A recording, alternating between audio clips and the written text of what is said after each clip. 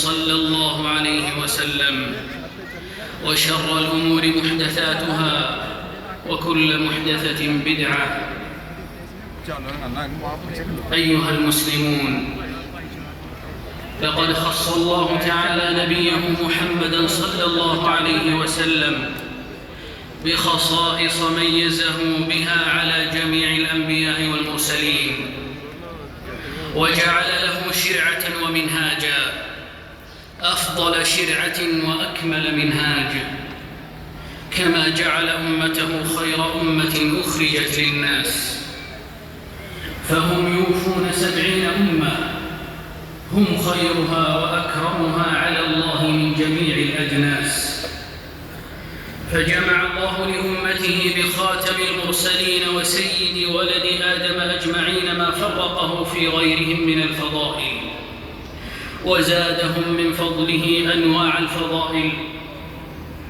ألا وإن من فضائل هذه الشريعة العظام ومحاسنها الجسام كثرة سبل الخير وتنوع أعمال البر التي يتقرب بها كل مؤمن إلى مولاه، غنيا كان المؤمن أم فقيرا، قويا كان أو ضعيفا. ومن رحمته سبحانه وفضله على عباده أن رزقهم كلهم، ثم خص بعضهم بالغنى ليبلوهم بالشكر، ولعباده من القربات ما يشرك به الفقير وخاف الغني فيصير بمنزلته في حسن الثواب. أخرج الإمام مسلم في صحيحه من حديث الصحابي الجليل أبي ذر جندب بن جنادة الغفاري رضي الله عنه أن ناسا من أصحاب رسول الله صلى الله عليه وسلم قالوا له: يا رسول الله، ذهب أهل الدثور بالأجور فيتصدقون بفضول أموالهم. فقال عليه الصلاة والسلام: أوليس قد جعل الله لكم ما تصدقون؟ إن لكم بكل تسبيحة صدقة، وكل تكبيرة صدقة، وكل تحميدة صدقة، وكل تهليلة صدقة، وأمر بالمعروف صدقة، ونهي عن المنكر صدقة، وفي بضع أحدكم صدقة. قالوا: يا رسول الله، أيأتي أحدنا شهوته ويكون له فيها أجر؟ قال: أرأيتم لو وضعها في حرام أكان عليه وزر؟ فكذلك إذا وضعها في الحلال كان له أجر. عباد الله، لقد دلت نصوص الوحي الشريفين على سعة مفهوم الصدقة، وأن ما كان منها ماليا فإنه غير محصور في الفقير والمسكين، وإن كان فضل الصدقة عليهما ثابتا جزيلا، وأن ثمة أبوابا وسبلا يلج منها العبد المنفق مهما قلت حيلته إلى ديوان المتصدقين، ويلحق به ركب ذوي اليسار المنفقين. منها الإنفاق على العيال والأهل، بل والإنفاق على النفس. قال عليه الصلاة والسلام: إذا أنفق الرجل على أهله نفقة يحتسبها فهي له صدقة. أخرجه البخاري في صحيحه من حديث أبي مسعود البدري رضي الله تعالى عنه. وقال عليه الصلاة والسلام: دينار أنفقته في سبيل الله، ودينار أنفقته في رقبة، ودينار أنفقته على مسكين، ودينار أنفقته على أهلك أعظمها أجرا الذي أنفقته على أهلك. أخرجه الإمام مسلم في صحيحه من حديث أبي هريرة رضي الله تعالى عنه. والصدقة على النفس بإغنائها مقدم على النفقة على الأهل.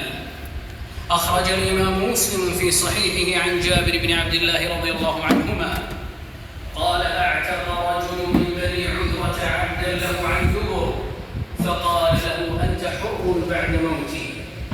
فبلغ ذلك رسول الله صلى الله عليه وسلم فقال له: ألك مال غيره؟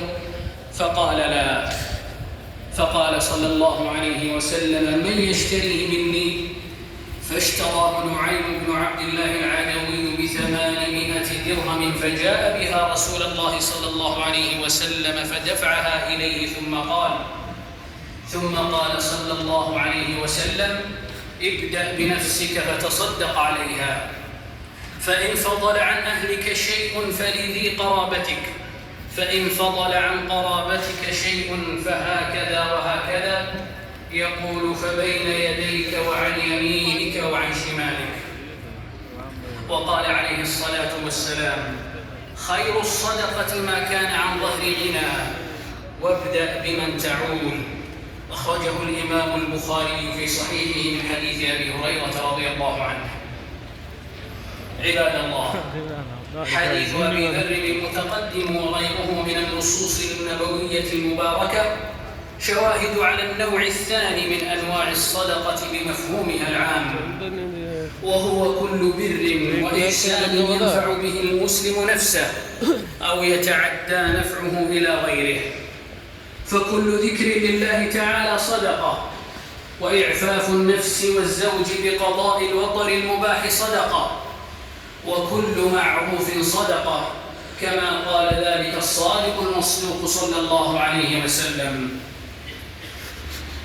ومعونة ذي الحاجة الذي لا يقوى على تدبير أمره لعجزه بمرض ونحوه، كل ذلك صدقة. ومن لم يطق شيئا من ذلك فإن إمساكه عن الشر وكف أذاه عن الخلق صدقة منه على نفسه. قال عليه الصلاة والسلام: على كل مسلم صدقة. قالوا: فمن لم يجد؟ قال: يعمل بيده فينفع نفسه ويتصدق. قالوا: فإن لم يجد؟ قال: يعين ذا الحاجة الملهوف. قالوا: فإن لم يجد؟ قال: فليعمل بالمعروف وليمسك عن الشر فإنها له صدقة. متفق على صحته. ومن وجوه الصدقة أن يغرس المسلم غرسا أو يزرع زرعا فينتفع به إنسان أو حيوان. قال عليه الصلاة والسلام: ما من مسلم يغرس غرسا أو يزرع زرعا فيأكل منه إنسان، فإن كلما أعان المسلم أخاه عليه من جلب نفع أو دفع ضر أو إزالة مكروه أو أدخل السرور عليه